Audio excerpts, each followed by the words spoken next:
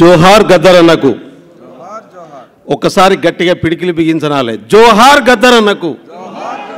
సాధిస్తాం గద్దర్ అన్న ఆశయాలను.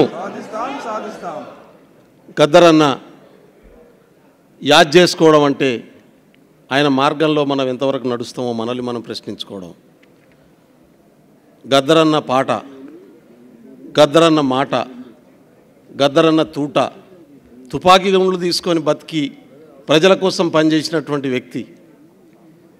ఆయన ఆశయం నేను రెండు విషయాలు చెప్పాలనుకుంటున్నా. తెలంగాణ రాష్ట్రం వచ్చింది మనకు.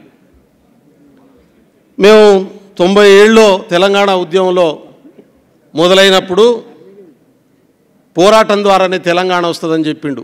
గద్దరన్న చెప్పిండు, వీరన్న చెప్పిండు. తర్వాత 2001లో కేసీఆర్ గారు వచ్చినాక తెలంగాణ రాష్ట్రం 100 ఎమ్మెల్యేలు 17 ఎంపీలు వస్తాయని చెప్పిండు. అన్నాం 17 ఎంపీలు 100 ఎమ్మెల్యేలు వస్తాయట కదా, మరి అటు పోతే అయిపోతుంది కదా అని నేను అన్నా. గద్దరన్న ఏమన్నాడంటే 545 పార్లమెంట్ సభ్యులు ఉన్నారా, 17 గెలిచిర్రు అనుకో, అక్కడ ఈ 17 మంది మీద ఆధారపడమని ప్రభుత్వం వస్తే ఎట్ట రాష్ట్రం వస్తుందిరా మనకు, అది రాంగ్ స్ట్రాటజీ, మీరు దాంట్లో కొట్టుకుపోకుర్రి. ప్రజలు తెలంగాణ సమాజం ఏకమై నిలబడ్డ రోజు, కేంద్ర ప్రభుత్వం ఈ సమస్యను పరిష్కరించకపోతే ఈ ప్రజాప్రభుత్వానికే ఇబ్బంది అవుతుంది అనుకున్న రోజు, కేంద్రంలో అధికారంలో ఉన్న పార్టీ కమిట్మెంట్తో నిలబడ్డ రోజు పార్లమెంట్లో బిల్లు పెట్టగలుగుతారు. అది పెట్టించగలిగినటువంటి కెపాసిటీ తెలంగాణ జనానికి తప్ప రాజకీయ నాయకత్వం చేయలేదా పని అని చెప్పిండు. ఇప్పుడు మిమ్మల్ని మీరు ప్రశ్నించుకోండి, మనల్ని మనం ప్రశ్నించుకుందాం. గద్దర్ అన్న చెప్పిన పోరాటంతో ఆయన మార్గంలో తెలంగాణ సమాజం నిలబడ్డది.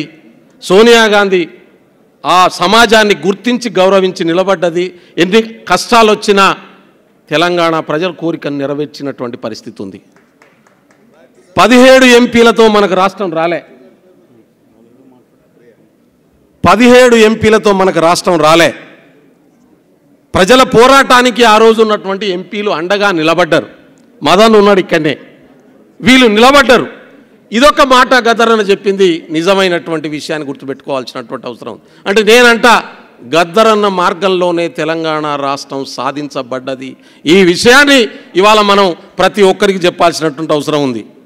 మిత్రులారా, ఆయన జీవితకాలం ఎన్ని కష్టాలు వచ్చినా, ఎన్ని ఇబ్బందులు వచ్చినా, ఎన్ని అవమానాలు వచ్చినా, అంతర్గత నిర్మాణాల్లో అవమానం చేసినా, తాను తీసుకున్న కార్యక్రమాన్ని బెదిరింపులు వచ్చినా ఏ రోజు కూడా వెనకడుగేయలేదు, భయపడలేదు, వెన్ను చూపలేదు.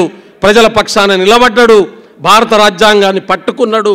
చివరికి ఆ రాజ్యాంగాన్ని తీసుకుపోయి రాహుల్ గాంధీకి పట్టించాడు అనే విషయాన్ని కూడా ఈ సందర్భంగా నేను గుర్తు చేయదలుచుకున్నా. ఇవాళ రాహుల్ గాంధీ అదే రాజ్యాంగాన్ని పట్టుకొని పార్లమెంట్లో మాట్లాడుతున్నటువంటి పరిస్థితి ఉంది.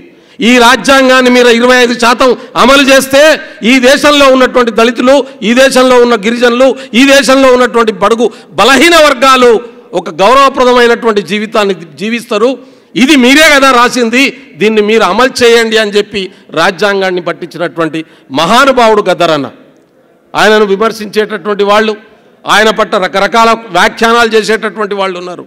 కానీ గద్దరు అంతిమంగా చివరి శ్వాస వరకు పేదోని దేవుడై పనిచేసిండు, పేదోని సమస్యలకు మార్గమైండు అనే విషయాన్ని గుర్తుపెట్టుకుందామని చెప్పి, ఆ మార్గంలో మనమంతా ముందుకు పోదామని చెప్పి ఈ అద్భుతమైనటువంటి కార్యక్రమాన్ని ఇవాళ నివాళి సభను, యాది సభ నిర్వహించినటువంటి గద్దర్ ఫౌండేషన్కు మరొకసారి నమస్కారం తెలియజేస్తూ జోహార్ గద్దర్ అన్నకు, జోహార్ గద్దర్ అన్నకు.